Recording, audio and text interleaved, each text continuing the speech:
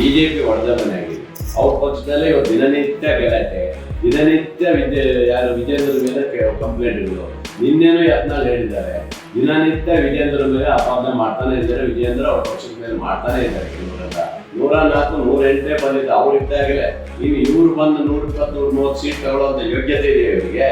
ಯಡಿಯೂರಪ್ಪ ಹೇಳೋರು, ನಾವು ಯಾವಾಗ ಎಲೆಕ್ಷನ್ ನಿಂತಿದ್ರು ವಿಷನ್ 140 ಅಂದ್ರೆ 105 ಆಕಾಂಕ್ಷೆ ಇದೆ. ನಾನೇನು ಸನ್ಯಾಸಿ ಅಲ್ಲ. ನಾನು 3ನೇ ಟರ್ಮ್ MLA ಆಗಿದ್ದೀನಿ. ಬಂಗಾರಪ್ಪನವ್ರ ಗದ್ದೆಯಲ್ಲಿ ಬಂದಿದ್ದೀನಿ. ಶಿವಮೊಗ್ಗ ಉಸ್ತುವಾರಿ ಸಚಿವರಿಗೂ ಬೇಳೂರಿಗೂ ಆಗಲ್ಲ ಅಂತ ಮಾತುಗಳು ಯಾಕೆ ಸರ್ ಕೇಳಿ ಬರ್ತಾ ಇದೆ? ನೋಡಿ, ಒಂದು ಸಂದರ್ಭದಲ್ಲಿ ಇರ್ಬೋದು, ನಮ್ಗೆ ರಾಷ್ಟ್ರನಾಗಿತ್ತು, ಬಂಗಾರಪ್ಪನವರ ಗರಡಿಯಲ್ಲಿ ಬೆಳೆದ್ರು ಅವ್ರ ಜೊತೆ ಕೆಲಸ ಮಾಡ್ಬೋದು. ಒಬ್ಬ ಹಿರಿಯ ಒಬ್ಬ ನಾಯಕ. ಮೋದಿಜಿಯವರ 15% ಯಾಕೆ ಕೊಟ್ಟಿದ್ದಾರೆ? ಅವ್ರು ಅವ್ರಿಗೆ ಯಾಕೆ ಕೊಟ್ಟರು? ಅವ್ರು ಕೊಡ್ಬೋದು, ನಾವು ಕೊಡ್ಬೋದಲ್ಲ. ಇದೇ ವಿಜೇಂದ್ರ ಅಂತ ಕೊಟ್ರೆ, ವಿಜೇಂದ್ರ ಅಂತ ರಾಜ್ಯಾಧ್ಯಕ್ಷ ಕೊಟ್ಟರೆ ನಾವು ಮುಂದಿನ ಸರಿ ನಾವು ಖಂಡಿತ ಬರ್ತೀವಿ. ನಮಸ್ಕಾರ ವೀಕ್ಷಕರೇ, ಸಂಜೆ ವಾಣಿಗೆ ಸ್ವಾಗತ. ನಾನು ಸಂಧ್ಯಾ ಸರ್ವ. ಕರ್ನಾಟಕದ ರಾಜಕೀಯದಲ್ಲಿ ಮಹತ್ತರ ಬದಲಾವಣೆಗಳು ಕಳೆದ 1 ವಾರಗಳಿಂದಲೂ ಕೂಡ ನಡೀತಾನೆ ಇದ್ದಾವೆ. ಪ್ರತಿಯೊಂದು ಗಂಟೆನೂ ಕರ್ನಾಟಕದ ರಾಜಕೀಯದಲ್ಲಿ ಏನಾಗ್ತಾ ಇದೆ, ಕಾಂಗ್ರೆಸ್ ಪಾಳೆಯದಲ್ಲಿ ಏನಾಗ್ತಿದೆ ಅನ್ನುವಂತ ಕುತೂಹಲ ಇಡೀ ರಾಜ್ಯ ಸೇರಿದಂತೆ ದೇಶದವರೆಗೂ ಕೂಡ AICC ಮಟ್ಟದಲ್ಲೂ ಕೂಡ ನಿನ್ನೆ ತನಕ ಕೂಡ ಒಂದು ದೊಡ್ಡ ಮಟ್ಟದ ಚರ್ಚೆ ಕೂಡ ಆಗಿದೆ.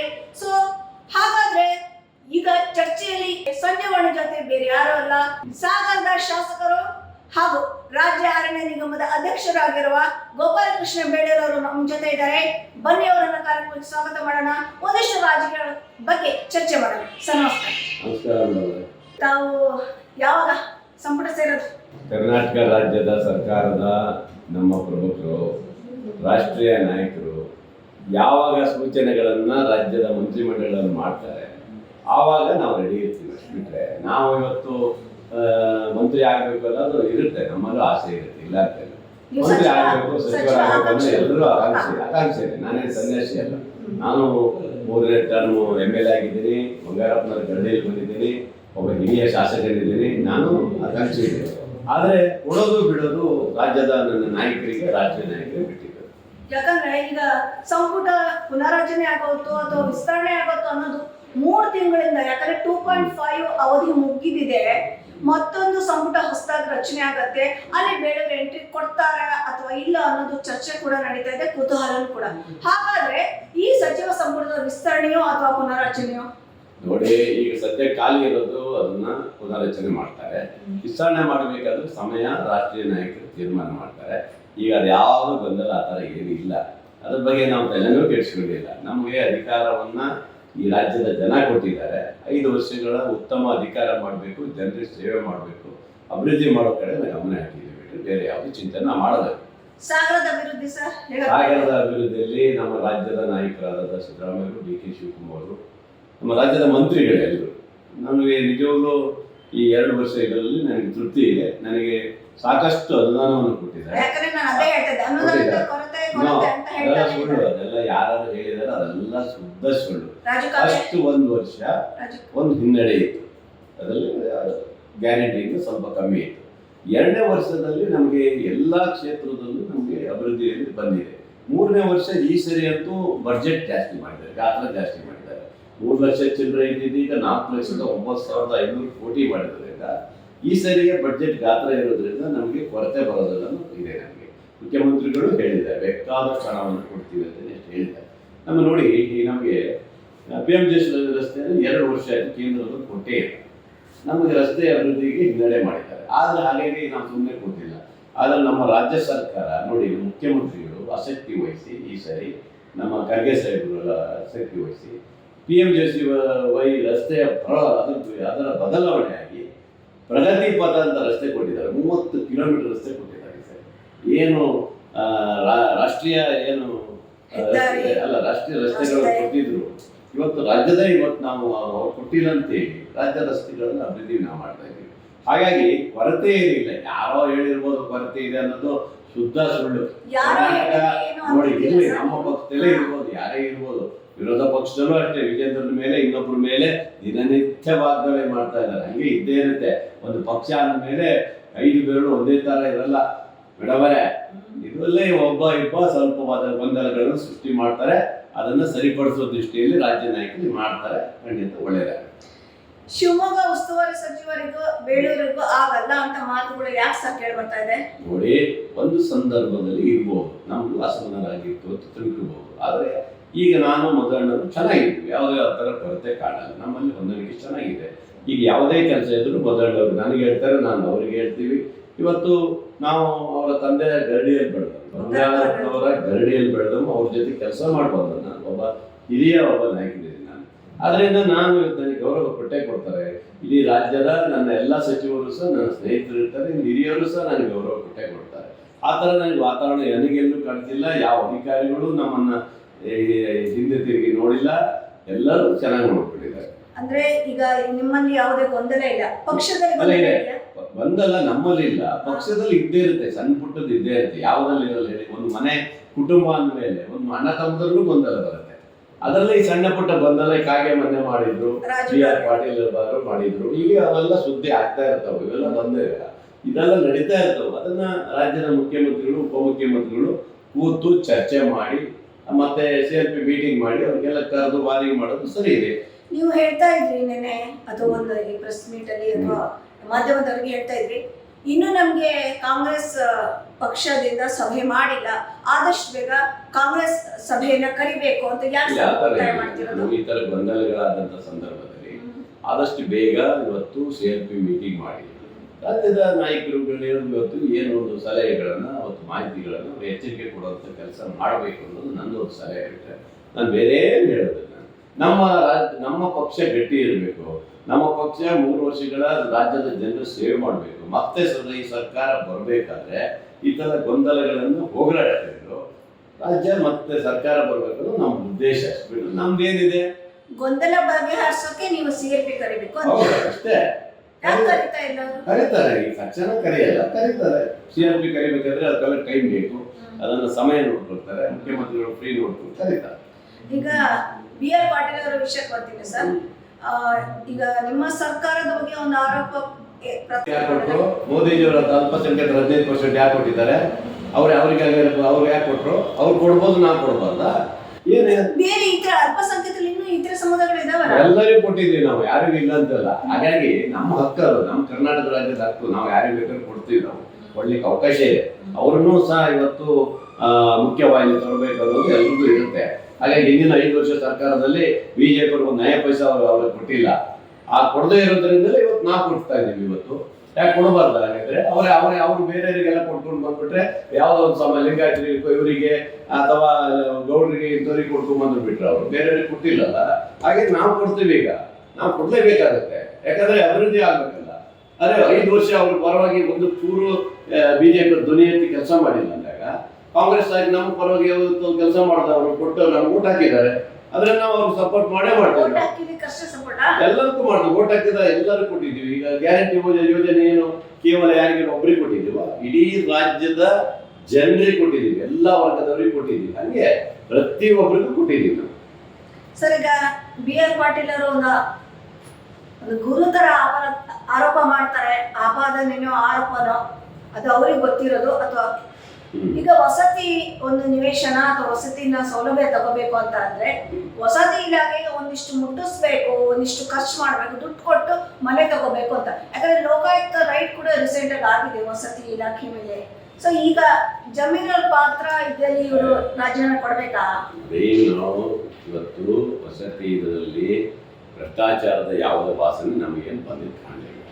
ಯಾವುದೇ ಮನೆ ತಗೊಳ್ಬೇಕಾದ್ರೆ ಗ್ರಾಮ ಪಂಚಾಯತ್ ಸದಸ್ಯರು ಮನೆ ತಗೊಂಡ್ಬರೋಂಥದ್ದು ವಾತಾವರಣ ಇವತ್ತು ಅಲ್ಲಿ ಇಲ್ಲ. ಶಾಸಕರ ಲೆಟರ್ ಕೊಟ್ಟರೆ ಮಾತ್ರ ಮನೆಗಳು ಬರ್ತಾ ಬಿಟ್ಟರೆ ಬೇರೆ ಸಾಧ್ಯ ಮಾಡ್ಲಿಕ್ಕೆ ಸಾಧ್ಯ ಇಲ್ಲ.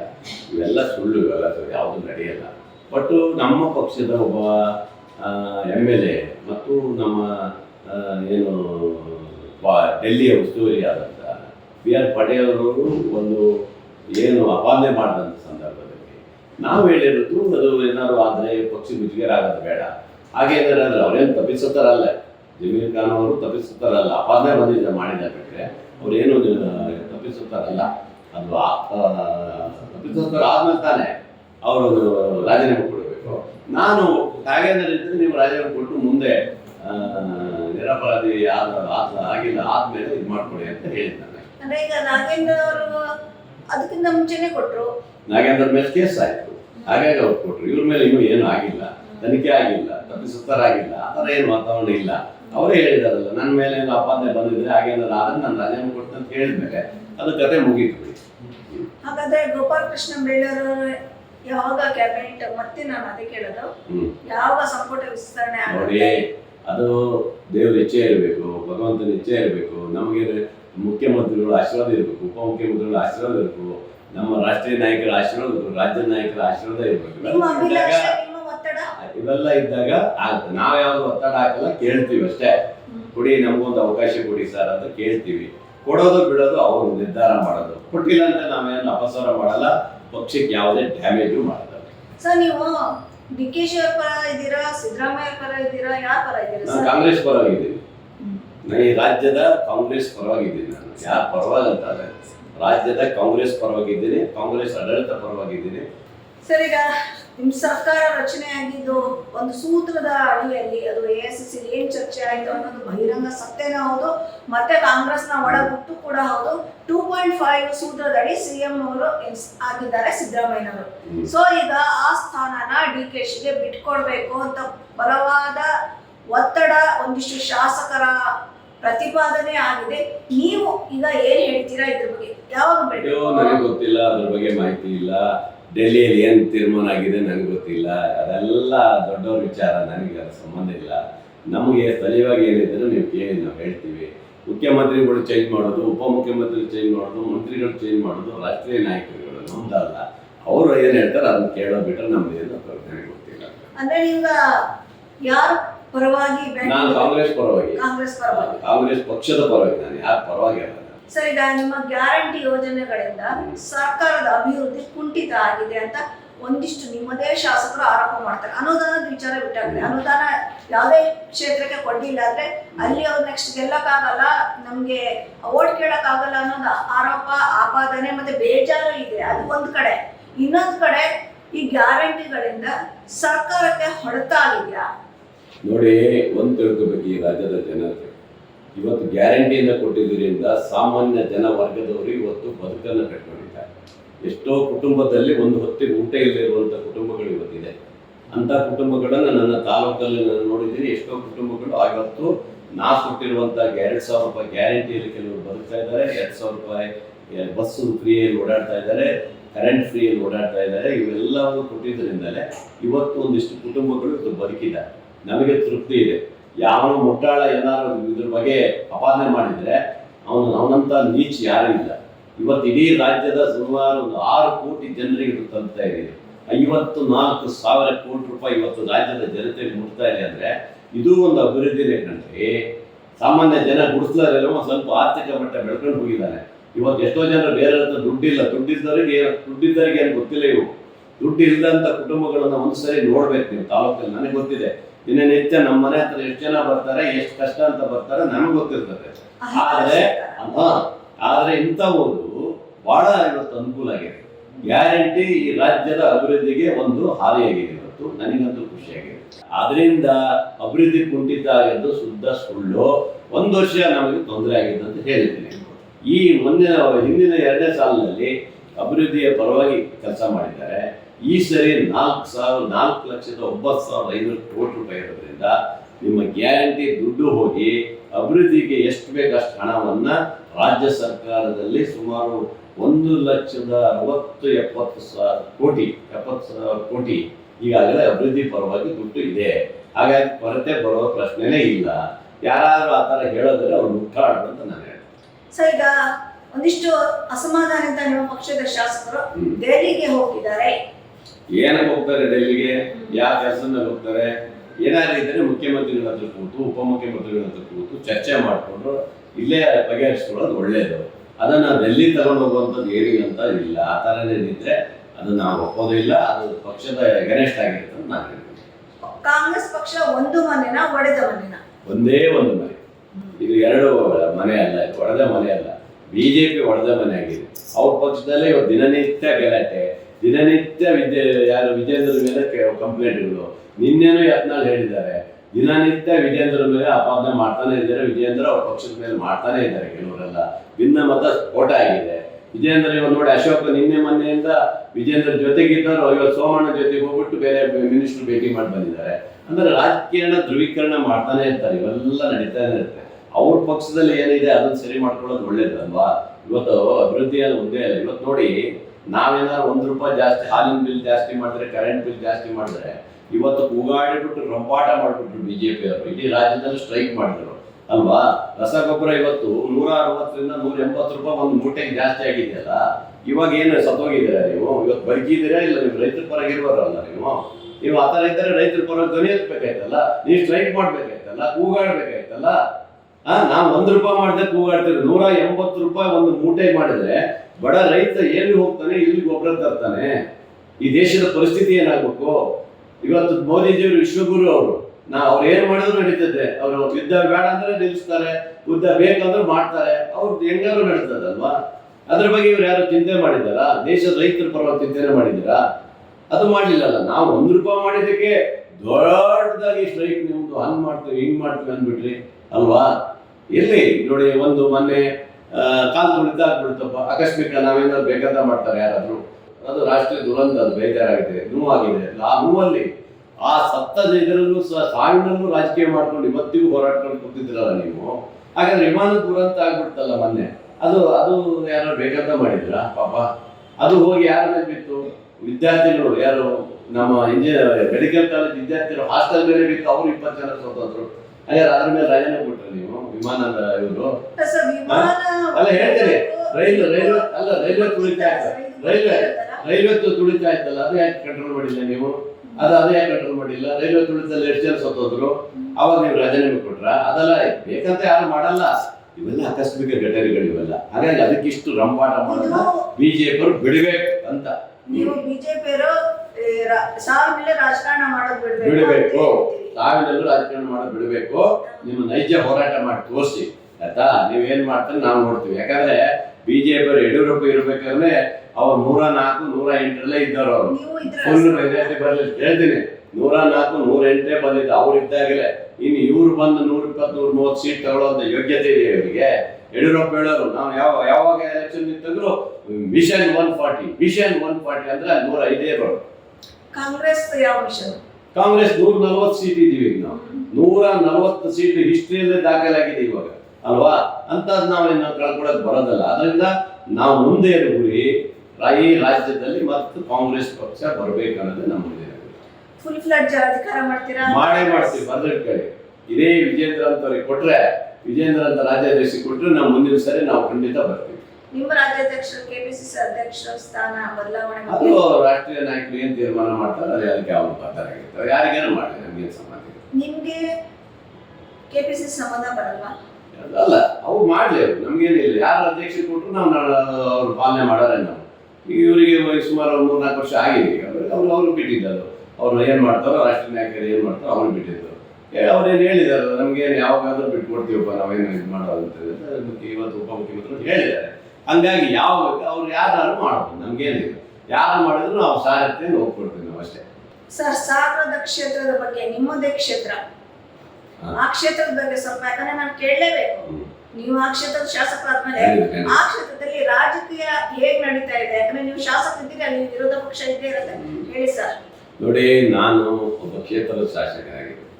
ನನ್ನ ತಾಲೂಕಿನ ಜನ 10 ವರ್ಷ ನನಗೆ ಅಧಿಕಾರ ಇಲ್ಲದಾಗ ಅಧಿಕಾರವನ್ನು ತಾಲೂಕಿನ ಜನ ಕೊಟ್ಟಿದ್ದಾರೆ. ಆದರೆ ನನ್ನ ಸೇವೆ ಇರೋದು ಜನಪರವಾಗಿ ಸೇವೆ. ನಾನು ಬಡವರ ಪರವಾಗಿ, ಜನರ ಪರವಾಗಿ, ಸಾಮಾನ್ಯ ಜನರ ಪರವಾಗಿ ಕೆಲಸ ಮಾಡ್ಬೇಕನ್ನೋನೇ ನಾನು ಹೇಳೋದು. ನನಗೆ ಯಾವುದೇ ದೌಲತ್ತು, ಯಾವುದೇ ನನಗೆ ಸೊತ್ತು, ಯಾವುದು ನಮ್ಮ ಹತ್ರ ಆಡಂಬರ ನನ್ನ ಹತ್ರ ಏನಿಲ್ಲ. ನಾನು ಬಂಗಾರಪ್ಪನವರ ಗಡಿಯಲ್ಲಿ ಬೆಳೆದಿರೋ ಒಬ್ಬ ಹೇಳೋದು. ನಮ್ಮ ಸಾಹೇಬರು ಒಂದೇ ಮಾತು ಹೇಳಿದ್ದಾರೆ, ನೋಡೋ ಜನರ ಪರವಾಗಿ, ಬಡವರ ಪರವಾಗಿ ಕೆಲಸ ಮಾಡಬೇಕು, ಆವಾಗಲೇ ನಿನಗೆ ಹೆಸರು ಬರೋದು ಅಂತ ಹೇಳಿದ್ದಾರೆ. ನಾನು ಅದಕ್ಕೋಸ್ಕರ ಇಡೀ ನನ್ನ ಜೀವನದ ಗುರಿ ಜನಪರವಾಗಿ ಕೆಲಸ ಮಾಡೋಣ. ನಾನು ಯಾವತ್ತು ಜನರ ಸೇವೆ ಮಾಡೋದಂತೆ. ಅಧಿಕಾರದಲ್ಲಿ ಇದ್ದಂಥ ಸಂದರ್ಭದಲ್ಲಿ ನನ್ನ 5 ವರ್ಷ ಅವಧಿಯಲ್ಲಿ ಜನಪರವಾದ ಕೆಲಸ ಮಾಡಿ ಬಡವರಿಗೆ ಮತ್ತು ಸಾಮಾನ್ಯ ಜನರಿಗೆ ಸೇವೆ ಮಾಡೋ ಕೆಲಸ ಮಾಡೋ ಜೊತೆಗೆ ಕ್ಷೇತ್ರದ ಅಭಿವೃದ್ಧಿಯನ್ನು ಖಂಡಿತ ನಾನು ಮಾಡ್ಬೋದು. ಅವರೇ ಅವ್ರು ಏನು ಹೇಳ್ಕೊಟ್ಟಿದ್ರು, ಅವ್ರ ತತ್ವ ಆದರ್ಶಗಳಲ್ಲಿ ಮೈಗೂಡಿಸ್ಕೊಂಡೆ ಬೇಡ ಕೆಲಸ ಮಾಡೋದು ಬಿಟ್ಟರೆ ನಾನು ಬೇರೆ ಮಾಡ್ಲಿಕ್ಕೆ ಹೋಗೋದೇ ಇಲ್ಲ. ಬಿಜೆಪಿ ಹೌದು, ಆವಾಗಲೇ ಅದೇ. ಯಾವ ಪಕ್ಷಕ್ಕೆ ಹೋದ್ರು ಅವರು ನಾನು ಯಾವಾಗ ಹೋದ್ರು ನಾನು ಪಾಲನೆ ಮಾಡೋದು ನನ್ನ ರಾಜಕೀಯ ಗುರುಗಳಾದಂಥ ಬಂಗಾರಪ್ಪನವ್ರು ಬಿಟ್ಟರೆ ನಾನು ಯಾವಾಗಲೂ ಫಾಲೋ ಮಾಡೋದು. ನಿಮ್ಮ ಸ್ವಂತಿಕ ವೈಯಕ್ತಿಕ ಅದು ಇದೆ. ಅವರ ಮಾರ್ಗದರ್ಶನ, ಅವರು ಹೇಳ್ಕೊಟ್ಟಿದ್ದ ಗುರಿಗಳು, ಅದೇ ಇಟ್ಕೊಂಡು ಗೋಪಾಲಕೃಷ್ಣ ಬೇಳೂರು ನನ್ನದಾದಂಥ ದಾರಿಯಲ್ಲಿ ನಾನು ಏನು ಬಡವರ ಪರವಾಗಿ ಜನರ ಪರವಾಗಿ ಅದನ್ನೇ ಮಾಡ್ತೀನಿ. ನಿಮ್ಮ ಗ್ಯಾರಂಟಿ ಯೋಜನೆಗಳು ಒಂದೊಂದೇ ಕಟ್ತಾ ಆಗ್ತವೆ. ಯಾಕಂದ್ರೆ ಎಲ್ಲೂ ಕಟ್ತಾ ಆಗಿದೆ. ಯಾವ್ದು ಕಟ್ತಾ ಆಗಿದೆ? ಗೃಹಲಕ್ಷ್ಮಿ ಕಡಿಮೆ ಬರ್ತಾ ಇದೆ. ಯಾರು ಹೇಳಿದ್ದು? ಗೃಹಲಕ್ಷ್ಮಿನೂ ಬರ್ತಾ ಇದೆ. ಯಾವುದು ಕಡಿತ ಮಾಡಿಲ್ಲ, ಯಾವುದು ಕೊರತೆ ಮಾಡಿಲ್ಲ. ಪ್ರತಿಯೊಂದು ನಾವು ಕೊಟ್ಟಿದ್ದೀವಿ. ಮಂತ್ಲಿ ಕೊಡ್ತಾ ಇಲ್ಲ. ಅದ ಒಂದೊಂದ್ಸರಿ ಒಂದ್ ತಿಂಗಳು ಲೇಟ್ ಆಗ್ಬೋದು, ಇನ್ನೊಂದ್ ತಿಂಗಳು ಬರ್ಬೋದು. ಅದೇನು ಅಭ್ಯಂತರ ಇಲ್ಲ. ಅದೇನು ಮಂತ್ಲಿ ಕೊಡ್ಬೇಕಂತೇನು ಅಗ್ರಿಮೆಂಟ್ ಏನಲ್ಲ. ಅದು ಯಾವ 100 ತಿಂಗಳಾದ್ರೂ ಕೊಡ್ಬೋದು. ಒಟ್ಟು ಆ ದುಡ್ಡು ಬಂದೇ ಬರ್ತದೆ. ಯಾವತ್ತೂ ಇಲ್ಲ. ಸರ್ಕಾರದ ಬೊಕ್ಕಸದಲ್ಲಿ ಹಣ ಇದೆಯಾ? ಇಲ್ಲ. ನೋಡಿ, ಬೊಕ್ಕಸದಲ್ಲಿ ಹಣ ಇಲ್ಲದ್ರೆ ಇವೆಲ್ಲ ಕೊಡಕ್ಕಾಗಲ್ಲ, ಇವೆಲ್ಲ ಅಭಿವೃದ್ಧಿ ಮಾಡಕ್ಕಾಗಲ್ಲ. ಸರ್ಕಾರದಲ್ಲಿ ಅಭಿವೃದ್ಧಿ ಮಾಡ್ಬೇಕಾದ್ರೆ ನಾವು ಕೇಳದಲ್ಲೇ ಕೊಟ್ಟಿದ್ದಾರೆ. ನಮ್ಮ ಕ್ಷೇತ್ರದಲ್ಲಿ ಇವಾಗ 50 ಕೋಟಿ ಬೇಕಂದ್ರೆ 50 ಕೋಟಿ ಕೊಟ್ಟಿದ್ದಾರೆ, 70 ಕೋಟಿ ಬೇಕಂದ್ರೆ 70 ಕೋಟಿ ಕೊಟ್ಟಿದ್ದಾರೆ, 205 ಕೋಟಿ ಬೇಕಂದ್ರೆ 205 ಕೋಟಿ ಕೊಟ್ಟಿದ್ದಾರೆ. ಇಷ್ಟೆಲ್ಲ ದುಡ್ಡು ಕೊಟ್ಟಿರ್ಬೇಕಾದ್ರೆ ನಾವು ಯಾಕೆ ಸರ್ಕಾರದ ದುಡ್ಡು ಇಲ್ಲ ಅಂತೇಳಿ? ನೋಡಿ, ಯೋಗದ ಅಭಿವೃದ್ಧಿಗೆ ಹಿಂದಿನ ಸರ್ಕಾರ ಸ್ಯಾಂಕ್ಷನ್ ಮಾಡಬೇಕು, 1 ರೂಪಾಯಿ ಬಿಡುಗಡೆ ಮಾಡಿದ್ರು. ಇವತ್ತು 180 ಕೋಟಿ 140 ಕೋಟಿ ರೂಪಾಯಿ ಬಿಡುಗಡೆ ಮಾಡಿಸಿದ್ದೀನಿ ನಾನು. ಇವತ್ತು ದುಡ್ಡು ಇಲ್ಲ ಅಂದ್ರೆ ಹೆಂಗ್ ಕೊಡ್ತಾರೆ? ದುಡ್ಡು ಇದೆ ನಮ್ಮ ಹತ್ರ. ಹಿಂದಿನ ಸರ್ಕಾರದಲ್ಲಿ ದುಡ್ಡು ಇಲ್ಲ, ದುಡ್ಡು ಬಿಡುಗಡೆ ಮಾಡಲಿಲ್ಲ, ಹಂಗೆ ಹೋದ್ರು ಅವರು. ಇವತ್ತು ನಾವು ಬಿಡುಗಡೆ ಮಾಡಿ ಇಡೀ ಯೋಗ ಅಭಿವೃದ್ಧಿಯನ್ನ ಇವತ್ತು ಇಡೀ ರಾಷ್ಟ್ರೀಯ ಮಾದರಿಯಲ್ಲಿ ಮಾಡಿ ತೋರಿಸ್ಕೊಡ್ತೀವಿ. ಇಡೀ ರಾಜ್ಯದ ಜನ 24 ಗಂಟೆ ಬರಬೇಕು. ಆ ರೀತಿಯಲ್ಲಿ ಒಂದು ಸುಂದರವಾದಂಥ ಜೋಗ್ ಫಾಲ್ಸ್ ಅನ್ನ ನಾನು ತಾಲೂಕಲ್ಲಿ ಮಾಡಿಕೊಡ್ತಾ ಇದ್ದೀನಿ. ಹಾಗಾಗಿ ಇವೆಲ್ಲ ಅಭಿವೃದ್ಧಿ ಪರವಾಗಿರುವಂಥದ್ದೇ. ಯಾವುದೇ ಕೊರತೆ ನಮ್ಮಲ್ಲಿಲ್ಲ. ಅಭಿವೃದ್ಧಿ ಆಗುತ್ತೆ. ಶಾಸಕರು ಅವ್ರ ಕಡೆ ಶಾಸಕರು ಅಂತ ಒಂದಿಷ್ಟು ದುಡ್ಡು ಕೊಡ್ತಾರೋ ಅಥವಾ ಕಾಂಗ್ರೆಸ್ನ ಶಾಸಕರು ಅಂತ ಅನುದಾನ ಕೊಡ್ತಾರೋ ಅದ್ರ ಬಗ್ಗೆ ನನಗೆ ಗೊತ್ತಿಲ್ಲ. ಅದನ್ನ ಅವ್ರನ್ನೇ ಕೇಳಬೇಕು. ಅದು ನನಗೆ ಮಾಹಿತಿ ಇಲ್ಲ. ನಾನು ಇಷ್ಟು ಮಾತ್ರ ಹೇಳಕ್ಕೆ ಸಾಧ್ಯ ಆಗಿದೆ. ಹಾಗಾಗಿ ಕಾಂಗ್ರೆಸ್ ಈ ರಾಜ್ಯದಲ್ಲಿ ಬಲಿಷ್ಠ ಆಗಿದೆ. ಮುಖ್ಯಮಂತ್ರಿಗಳು ಬಲಿಷ್ಠ ಆಗಿದ್ದಾರೆ, ಮುಖ್ಯಮಂತ್ರಿಗಳು ಬಲಿಷ್ಠ ಆಗಿದ್ದಾರೆ, ನಮ್ಮ ರಾಜ್ಯದ ಮಂತ್ರಿಗಳು ಬಲಿಷ್ಠರಿದ್ದಾರೆ. ಯಾವುದೇ ಸಮಸ್ಯೆ ಬರುವುದಿಲ್ಲ. ಖಂಡಿತವಾಗ್ಲೂ ಒಳ್ಳೇದಾಗುತ್ತೆ. ರಾಜ್ಯಕ್ಕೆ ಸುರಕ್ಷಿತವಾಗಿ ಕೊಡ್ಲಿಕ್ಕೆ, ಅಭಿವೃದ್ಧಿ ಕೊಡ್ಲಿಕ್ಕೆ ನಮ್ಮ ಸರ್ಕಾರ ಬದ್ಧವಾಗಿದೆ. ಸರ್, ಇಷ್ಟೊತ್ತಂಗ ನನ್ನ ಜೊತೆ ಮಾತಾಡಿದ್ವಿ. Thank you. ನಮಸ್ಕಾರ. ಗೋಪಾಲಕೃಷ್ಣ ಬೇಳೂರು ಹೇಳೋ ಪ್ರಕಾರ ಸಚಿವ ಆಕಾಂಕ್ಷಿ ಕೂಡ ನಾನು ಹೌದು. ಯಾವಾಗ ವಿಸ್ತರಣೆ ಆಗುತ್ತೋ ಪುನರಾರಚನೆ ಆಗುತ್ತೋ ಅದು ಹೈಕಮಾಂಡ್ಗೆ ಬಿಟ್ಟಿದ್ದು. ಯಾವಾಗ ಆಗುತ್ತೋ ಅದರಲ್ಲಿ ನಂದು ಒಂದು ನಾನು ಆಕಾಂಕ್ಷಿ ಇದ್ದೀನಿ, ನನ್ನ ಹೆಸರು ಇದ್ರು ಕೂಡ ಖುಷಿ ಆಗತ್ತೆ. ಸರ್ಕಾರದಲ್ಲಿ ಯಾವುದೇ ಗೊಂದಲ ಇಲ್ಲ, ಗ್ಯಾರಂಟಿಗೆ ಯಾವುದೇ ತೊಂದರೆ ಇಲ್ಲ, ಫುಲ್ ಫ್ಲೆಡ್ಜ್ ಆಗಿ 5 ವರ್ಷ ಸರ್ಕಾರ ನಡೆಸುತ್ತೆ, ಯಾವುದೇ ಗೊಂದಲ ಇಲ್ಲ ಅಂತ ಅವರು ಸ್ಪಷ್ಟಪಡಿಸ್ತಾ ಇದ್ದಾರೆ. ಇದಾಗಿತ್ತು ಇವತ್ತಿನ ವಿಶೇಷ. ನೋಡ್ತಾ ಇದ್ದೀವಿ ಸಂಜೀವನಿ. ನಮಸ್ಕಾರ.